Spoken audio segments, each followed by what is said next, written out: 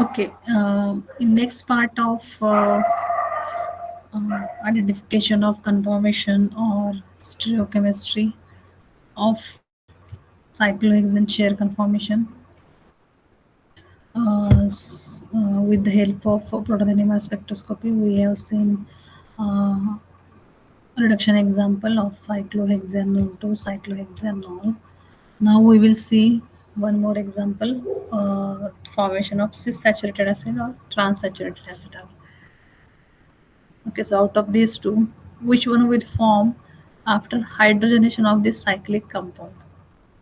Hydrogenation of this one, it gives either cis or trans. So in cis acetal, both methyl and O-ethyl bulky substance they present equatorially. Okay, so obviously the two hydrogens present on that particular carbon atom, those hydrogens will present either axially or equatorially. Okay, so in conformation where both methyl and O-ethyl equatorial, that cis conformation is more stable. In trans conformation, methyl and O-ethyl they are opposite to each other. Methyl is present below the plane of the paper. O-ethyl is present above the plane of the paper. Okay.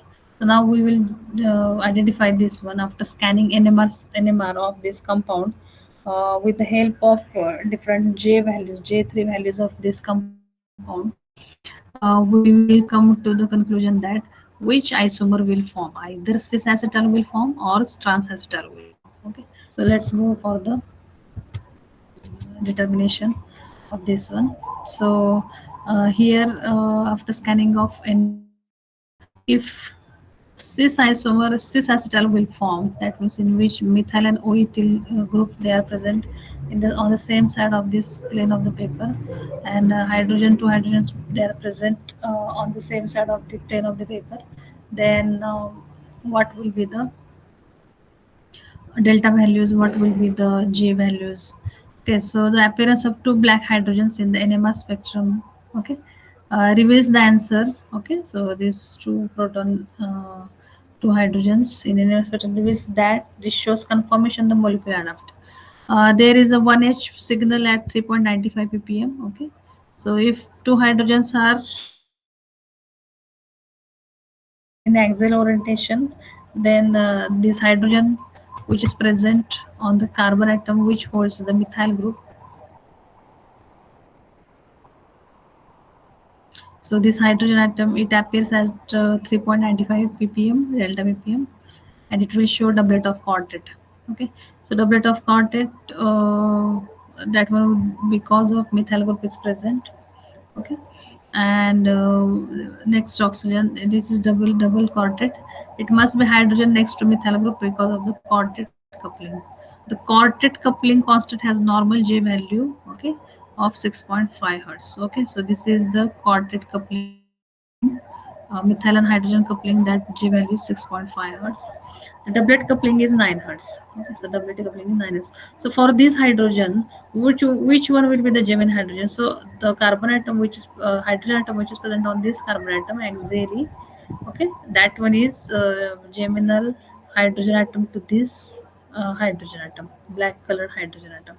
Okay, so we have seen that the if two, sorry, not geminal, vicinal hydrogen atoms. So two vicinal hydrogen atoms, if they have 180 degree centigrade angle, then obviously it shows either highest J3 value. Okay, so now here this hydrogen atom is showing 9 hertz as a J3 coupling constant value. So this 9 value equals what we want to think. There is another 1H at 440 ppm. Okay, so now this one is hydrogen which is present on same carbon atom where O ethyl group is present. So now this hydrogen atom it shows the delta ppm 4.40. Okay, so one hydrogen it shows doublet of doublet. Okay, and with J value 9 and 2 hertz. Okay, so this hydrogen also showing 9 as a J value, and this black hydrogen that was also showing J value 9 hertz. Okay, so this highest value of coupling constant, it indicates that both protons are axially placed. Okay, so as these two protons they are present axially, so definitely and by default the substance present another student present the same time atom, that must be the equatorial position. So with the help of this J value, we can identify the uh, conformation of that cyclohexane chair conformation. Okay, so this hydrogen, this one is so for this black hydrogen, this brown colored hydrogen, that one is vicinal hydrogen, and it has the 180-degree centigrade angle. Okay, so these two hydrogen, these vicinal hydrogens, they do show coupling constant of these two hydrogen, it is 9 hertz. Okay, so both black hydrogens are axial, so both substituents are equatorial in this one.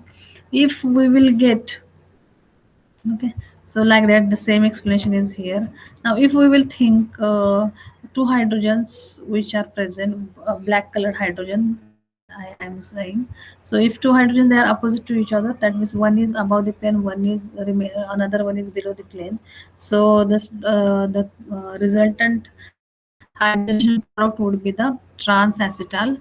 Okay, so if transacetal will form, then definitely only this hydrogen which is axially placed, that one will give J value, highest J value, because of vicinal hydrogen here which is present, that one will couple with this vicinal hydrogen, and it gives the J value at highest coupling constant. But this hydrogen which is equatorial placed, okay, here we cannot get highest J value. It will give J value or about 5 hertz. Okay, so like that. So this is the difference in between previous structure and this structure. Okay, so on the basis of these J values, we can identify what isomer after hydrogenation, which structure we will get, and like all these things. Okay, so this is the method for the determination of the structure of after hydrogenation or after uh, oxidation also.